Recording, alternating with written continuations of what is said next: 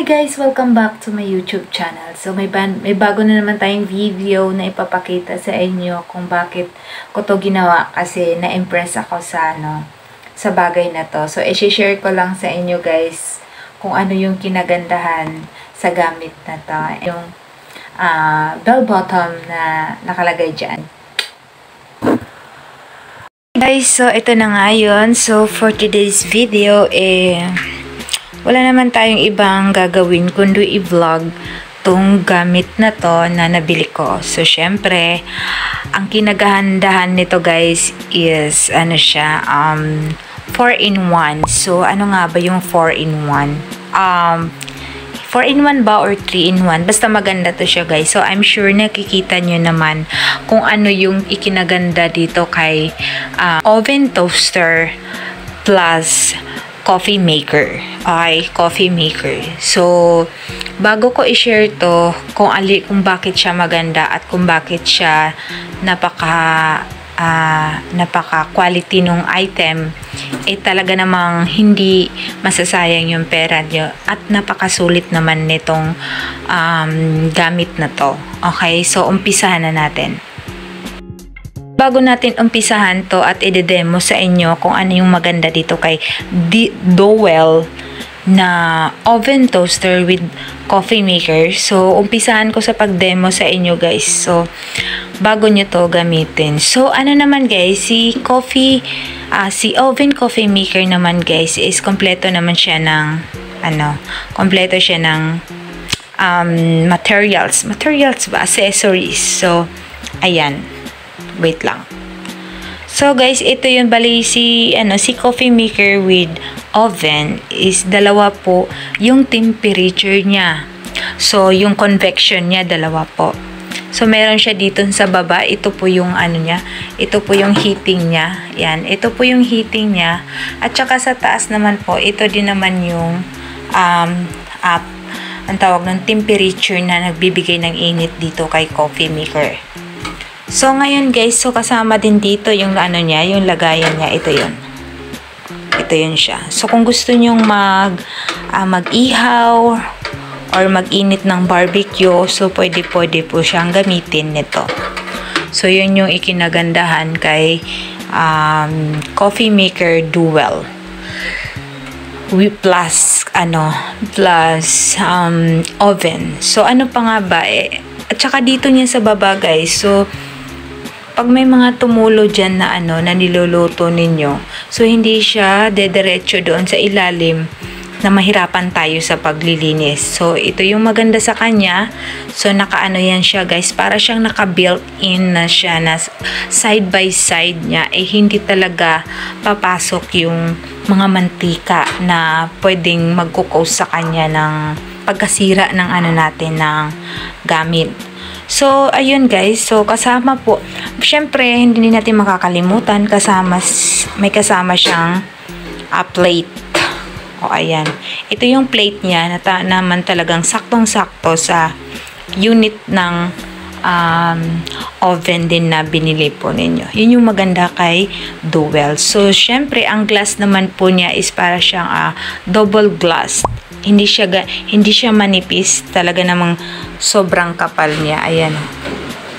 'Di ba? Sobrang kapal ng pagka-glass niya. So ang pagbukas lang sa kanya, guys, ganyan lang siya. 'Di ba? Ganyan lang. So sa susunod naman natin na i-demo sa inyo, guys, ang maganda naman dito kay Dowel. Ang brand po niya is Dowel po. Dowel oven toaster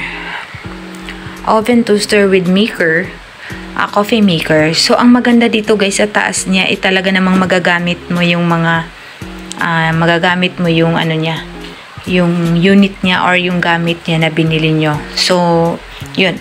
And dito sa taas guys, i-share ko lang sa inyo, itong dito sa taas, ito yung may pagka siya guys, may pagka non-stick siya, ayan may pagka non-stick siya na pwede nyong gamitin magluto ng itlog or magprito kasi ito yung purpose niya na kaya 4-in-1 siyang gamitin. So pwede po kayong magluto dyan ng egg or magprito ng kung ano yung gusto nyong prituhin kasi yun yung purpose ng gamit na to, kaya siya meron siyang ganito.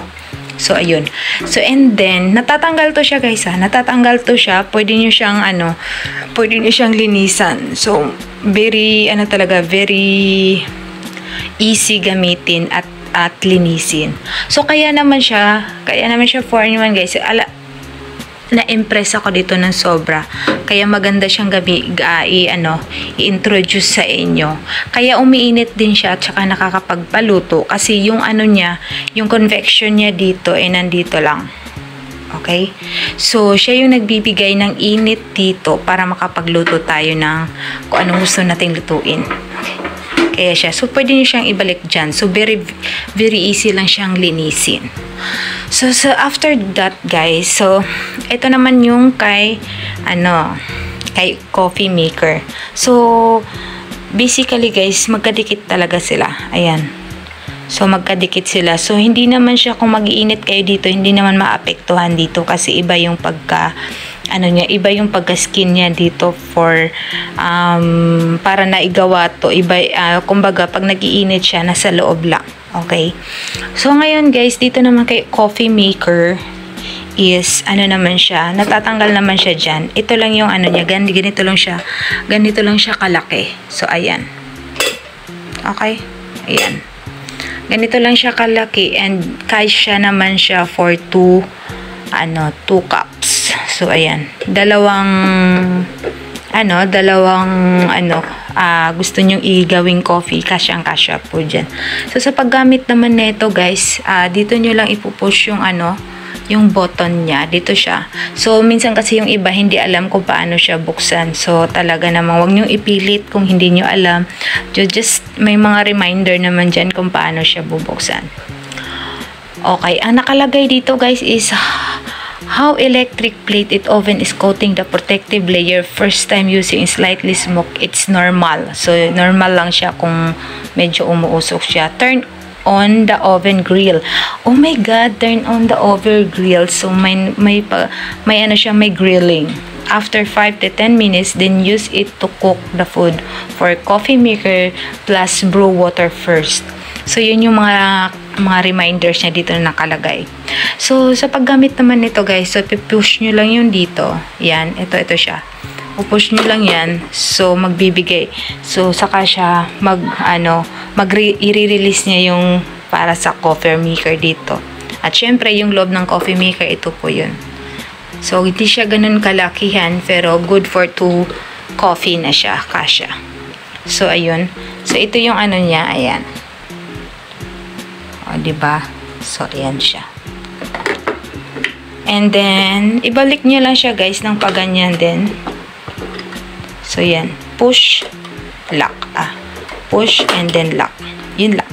So, naman sa temperature natin sa paglalagay ng tubig is dito siya sa gilid. So, ayan. Ito yung pinaka-level niya ng water guys ito yun, 1, 2, 3, 4. So, hanggang dito lang yung pinaka-level na tubig na kaya niyang i-support sa coffee maker natin. So, sa naman sa paglagay naman ng tubig guys, nasa likod lang. So, basic lang siyang gamitin. So, dito lang siya. O, ayan. So, bubuksan nyo lang tong dito sa may gilid and then open. So, ayan lang yung lagay. So, ayun, naisabi ko naman lang sa inyo. Ito lang yung lagayan niya ng tubig sa likod niya. Pinakalikod niya. Ayan. Ayan. So, i-close nyo lang ulit. Ganyan lang din pagka-close. So, ang open niya is dito sa gilid for water. And then, dito naman, dito sa gitna na to, ito yung for coffee. Pag maglalagay na kayo ng coffee. And then, naman sa temperature niya, guys. So, ito yung mga niya. So, pwede nyong pindutin para ma-function yung oven toaster, grill oven and coffee maker natin. Dalawa lang po yung niya. Ito yung niya, turn and off. Turn and off para gamitin po natin. So basically, yung turn and off niya guys, iisa lang siya. So no worry about that. So, ito naman yung temperature niya. Sa temperature naman guys, pagbe-base lang kayo lang yung maglalagay ng temperature kung gaano kalakas at gaano kainit yung gusto nyo. So, pinakamababa, umpisa niyang init, it's 100. Pababa ng 160.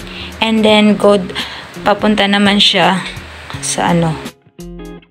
So, ayan guys. So, i-share ko naman na sa inyo yung function ng coffee maker. And then, ito yung on and off niya. So, ngayon guys, dito naman sa temperature niya is hanggang 150 lang. It's about sa coffee maker. So, dito naman tayo, kung gagamit ka naman sa oven toaster, is dito po siya sa 230 to 200 yung capacity niya. So, yung sa kabila guys, pag inikot mo dito, ibig sabihin yung gamit niya is dito sa coffee maker. Ngayon, kung gagamit ka naman ng oven toaster, so dito kayo sa kabila. So, kaya siya hanggang 230 o 200 yung temperature niya na nakaano sa oven na to, kasi 2-in-1 na siya guys, diba? So, ibalik lang natin. So, after that guys, dito naman sa timer is 0 to, pindutin natin. So, mag-ano yan, 0 to 30 minutes or 30 or what, to hanggang 30 yung time niya. Yung pinaka-timer niya, hanggang 30 minutes. So, yun yung pinaka-mataas niya. So, dito naman, ito yung malalaman mo kung nagfa-function yung oven or coffee maker nyo sa power niya. So, dito nyo makikita kung okay pa ba yan.